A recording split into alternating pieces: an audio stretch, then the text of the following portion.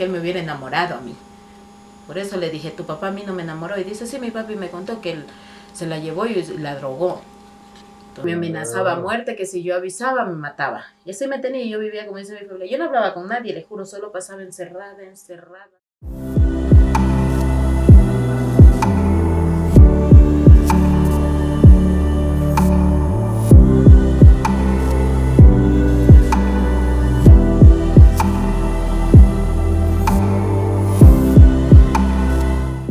Quiso prender la casa, porque eso es lo que me dijo el señor, que era prenderla.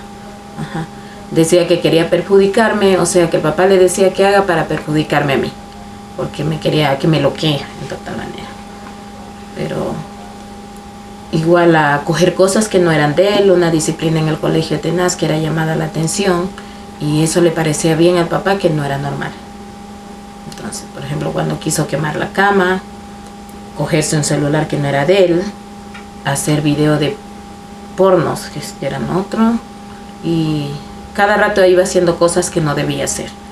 Y a mí como madre no me gustaba, y parece que le comentaba al papá, y para el papá era normal. Y terminó llevándose.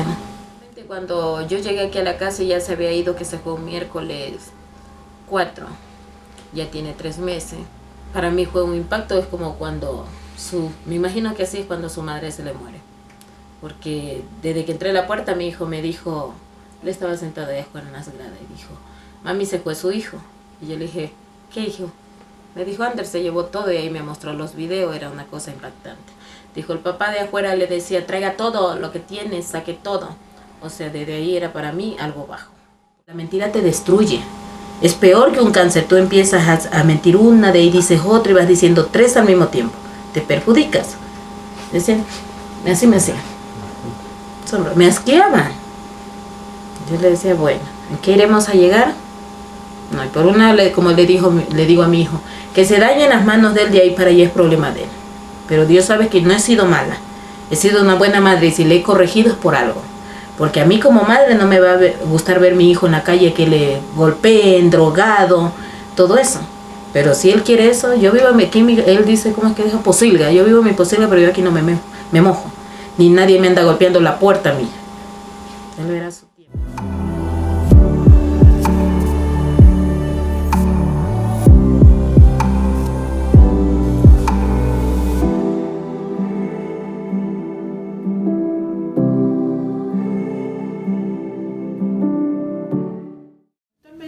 La relación que tengo con mi hijo mayor es un poco distante, es bastante mínima, ya que por el momento él vive con su padre.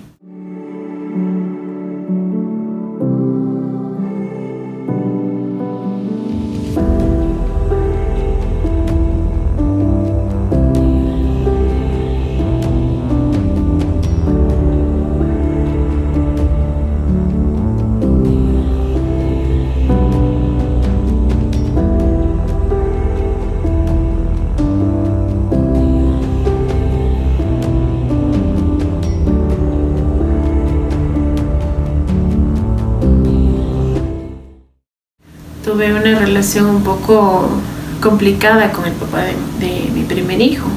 En el tema de la pandemia, mi hijo justo le tocaba tiempo con el papá y nos decretaron el confinamiento. A raíz de eso, él pasó meses con el papá. Yo le llamaba y el papá me decía, como mi hijo todavía era pequeño, más pequeño que ahora, estamos hablando de que tenía alrededor de 9 años, y pasaba con él, yo hablaba con el papá y el papá me decía, justo ahorita se entró a bañar, es que justo está comiendo, a veces no me contestaba. Entonces yo empecé a insistir, le decía que le voy a ir a ver, me decía, pero es que estamos en la pandemia, no puedes salir, es peligroso. Y bueno, siempre existieron excusas, que poco a poco eso le fue a mi hijo ocasionando que ya no tenga el vínculo conmigo, que se vayan perdiendo ese apego que tenía conmigo. Cuando él tenía los días conmigo, le llamaba el papá a decirle: hijo, te compré unas gafas de realidad virtual. Si no, le decía: cuando vengas te compré un nuevo PlayStation. Y si ya tenía el PlayStation, te compré unos nuevos juegos. Entonces él empezó a hablarle cada vez de cosas que le había comprado, que ahora tienen un nuevo perrito, que se encontraron otro perro que van a adoptar. En la actualidad tienen 11 perros. Él adoptó esa posición de decirle a mi hijo que le ha comprado una cosa y otra, para que él sienta desesperación, porque yo me daba cuenta que él decía: ya me tengo que ir con mi papi, ya me quiero ir con mi papi, porque él no me decía a mí: él ya tiene un nuevo juego o ya tiene una nueva cosa para mí, pero él le llamaba a decir que tiene algo nuevo para él. Todas las comodidades que le da el papá, y que si yo no puedo mantener esas comodidades, él ya genera un rechazo de estar conmigo. Fueron casi 2 años en los que yo no tuve contacto directo con él, que le vi esporádicamente, que le vi un tiempo, que a veces le llamaba y no me contestaba él, no me contestaba el papá. Me decía: ay, lo que pasa es que estoy ocupado, o lo que pasa es que estaba haciendo algo. El papá decía: es que tienen deberes, es que tiene, bueno, millón de cosas. Siempre se inventaba, porque no era la realidad la que ellos estaban viviendo, sino el punto era terminar con la relación que él tenía conmigo. Yo pienso que sí ha ejercido violencia psicológica, porque no le ha permitido estar tranquilo conmigo. Mi hijo salía tranquilo, no había ningún problema, pero había momentos en los que él salía conmigo y 10 minutos después el papá le llamaba: mijito, ¿cómo estás? Utiliza esa palabra: mijito, ¿cómo estás? ¿Cómo has pasado? ¿Qué has hecho? Entonces es un poco para mí violencia, porque habían transcurrido 10 minutos. No es que él estuvo conmigo toda la tarde y al final de la tarde le llamó, o estuvo conmigo todo el día, al final del día le llamó. Entonces para mí sí es violencia, que no le permite desarrollarse tranquilamente. Mi hijo no podía ni irse al baño sin el teléfono. Él me decía: mamá, tengo que llevar el teléfono porque en esas me llama mi papá y si no le contesto, él se va a enojar. Entonces eso me daba a mí una alerta de que él tampoco es que estaba feliz de que el papá le llame a todo momento. Y seguramente, de lo que él me ha dicho, le generaba, el papá le reclamaba si no le contestaba. Siente que pierde el control con mi hijo y no le permite estar tranquilo, no le permite desarrollarse normalmente, sentirse feliz conmigo, porque el papá debe pensar que si él se siente feliz conmigo, él se va a quedar conmigo y ya no va a ir con él. Entonces la psicóloga también me dijo que él tiene miedo de perderle al niño, y como tiene miedo de perderle a él, por eso actúa de todas esas maneras, que no le pega, no le grita, pero le controla demasiado, y eso no le permite desarrollarse a él, no le permite tener autonomía, no le deja sentir realmente lo que quiere sentir. No me considero una mala madre, siento que he hecho un buen trabajo con mi hijo, que le he dado amor, que le he dado cariño, que le he enseñado a que él se desarrolle solo, que pueda decir lo que le gusta y lo que no le gusta, que también obedezca las normas que yo le he puesto, que son las normas para tener un hijo que sea útil en la sociedad, un niño, ¿no? Un niño responsable, que va a ser también un hombre responsable. Siento que yo le he demostrado todo mi amor, que he hecho todos los sacrificios posibles para que él tenga un techo, que tenga comida, que pueda estudiar, que pueda desarrollarse. Entonces creo que he hecho un buen trabajo.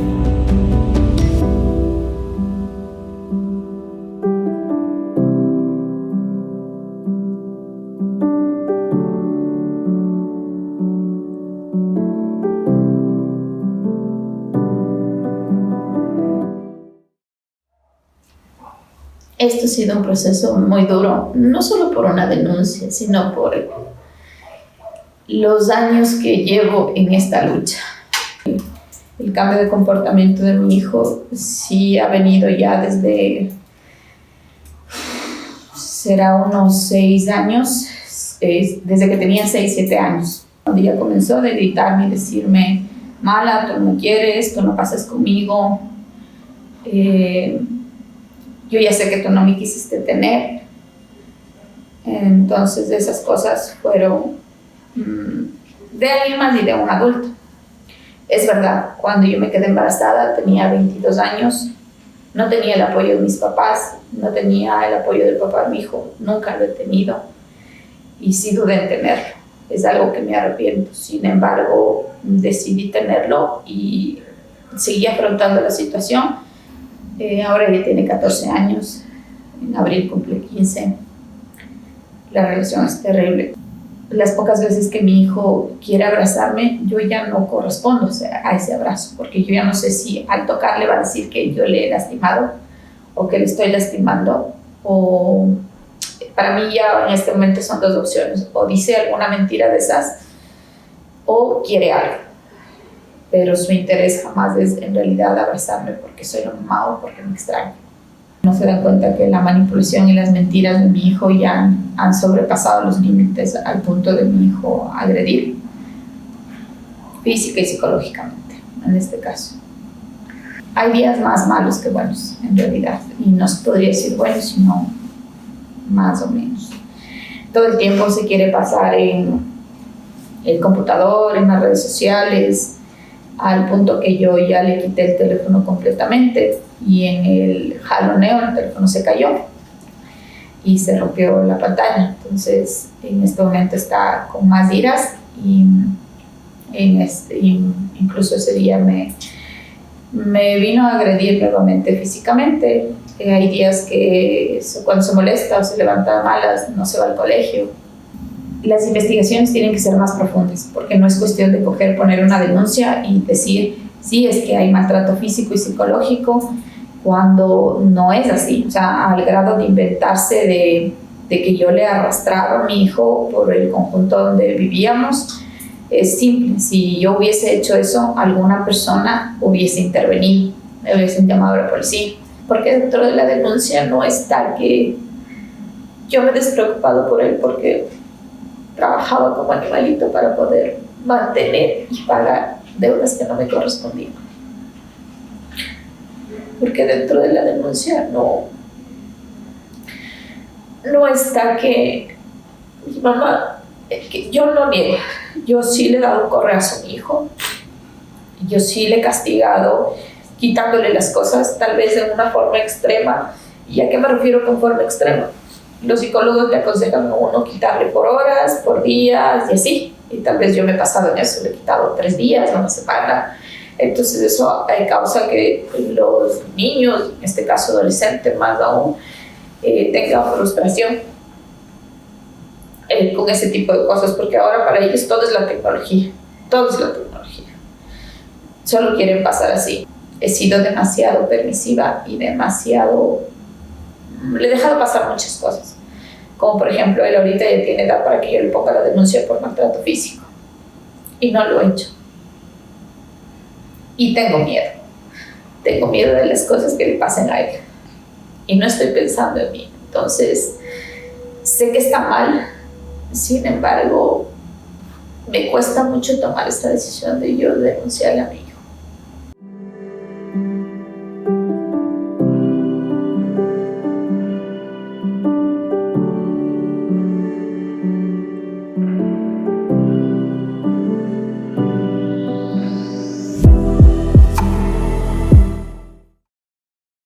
divorcio daña la estructura familiar y lo que busca el Estado a través de esta legislación es que rápidamente la familia de cualquier manera pueda reintegrarse y que en el caso de que en esa familia existan niños o adolescentes, estos niños también rápidamente puedan adaptarse a ese nuevo proceso de familia y que no incida en su desarrollo integral. Cuando hay mucho conflicto entre los progenitores que quieren divorciarse, lo que el juez hace es que cada judicatura tiene su propio equipo técnico que está conformado por un psicólogo y por un trabajador o trabajadora social. Ellos primero hacen un análisis, hacen un estudio sociofamiliar de la situación del menor con cada uno de los progenitores, y en ese concepto y en ese sentido el juez se pronuncia, o sea, el juez se apoya de este equipo técnico, de estos profesionales, para saber decidir lo mejor para los menores.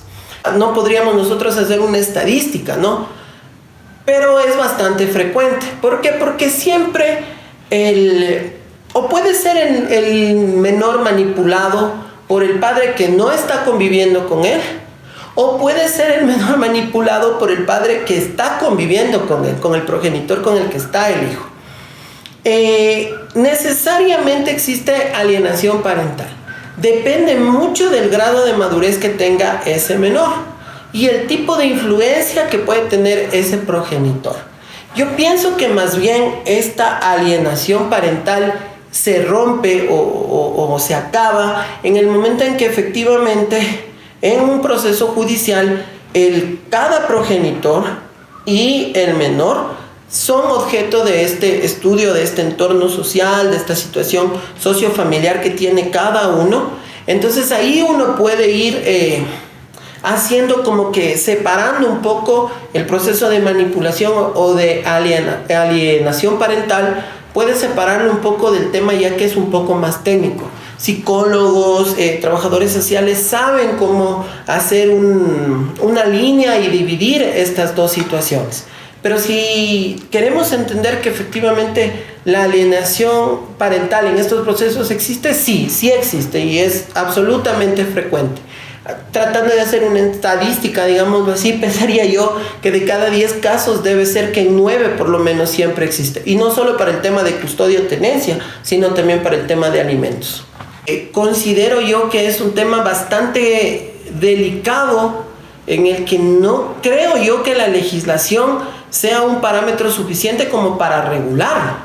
Porque hasta donde comprendo, la alienación parental es una situación que parte bastante de la psicología o de la situación psiquiátrica de los componentes, es decir, de progenitores y de hijos. Entonces, tratar de definirlo como un concepto jurídico realmente sería muy complejo. Creo que inclusive la legislación o los legisladores ya han hecho esa consideración y por eso han dejado como opción que el juzgador se apoye en este equipo técnico que actualmente tiene para poder entender y comprender y además decidir sobre estos aspectos al momento de conceder custodia o tenencia de los hijos.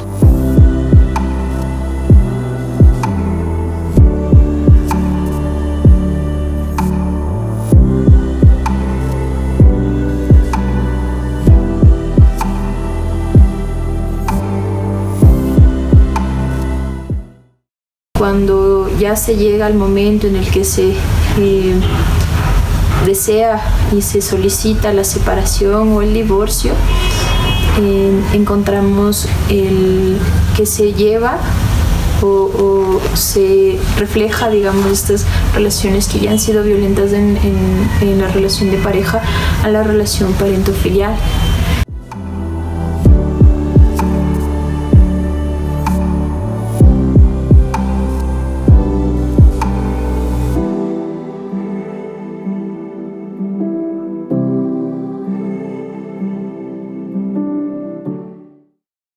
El concepto de alienación parental se entiende como un síndrome, ¿sí? Un desorden que se presenta en la dinámica, que se presenta por una dinámica familiar de disputa de la guarda y custodia de un niño o adolescente, de un menor.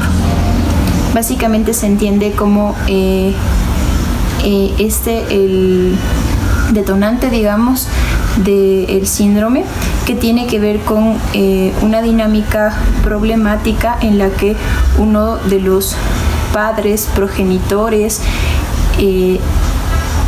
incentivan al menor de alguna forma a tener rechazo al otro progenitor.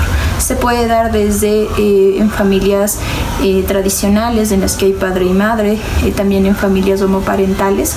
Sí, no tiene que ver con que sea hombre y mujer la forma de la familia, sino que se puede dar en cualquier tipo de familia.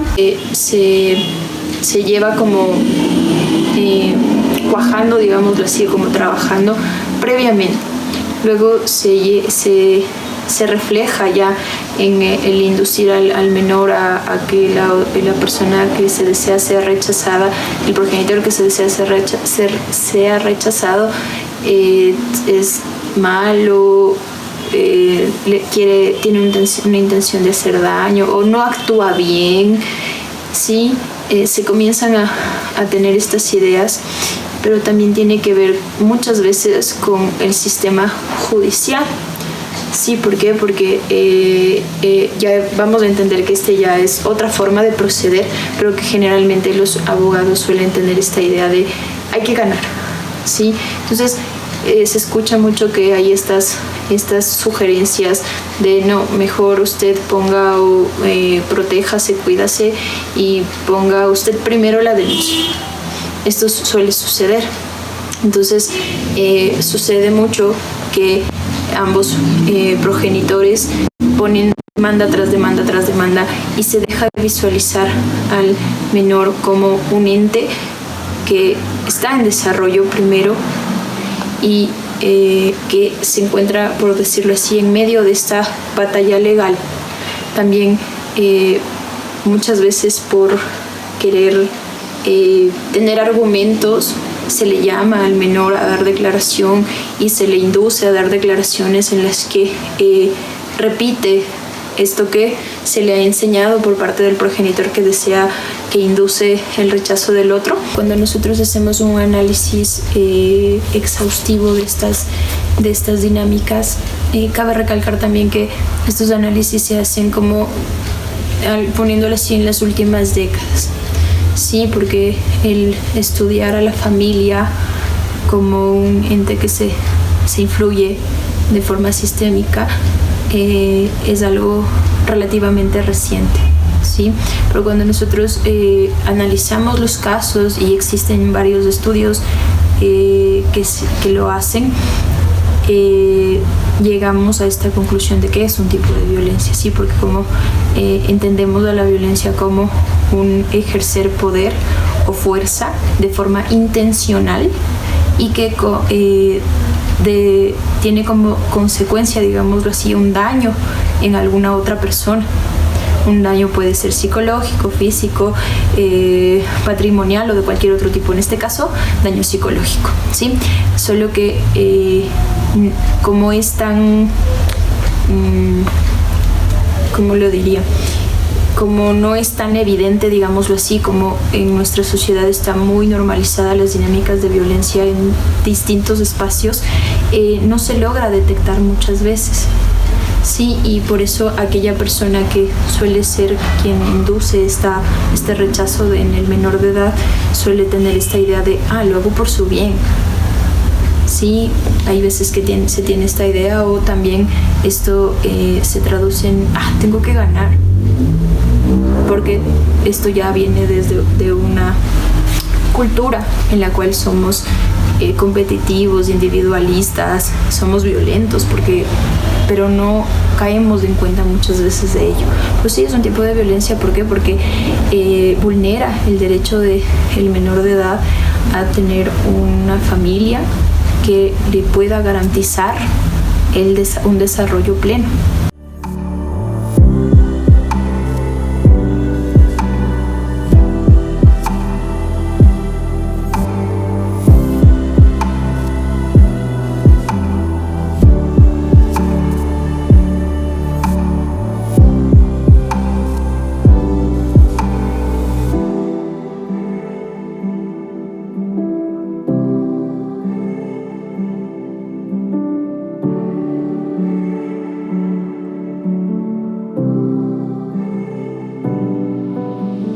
Bye.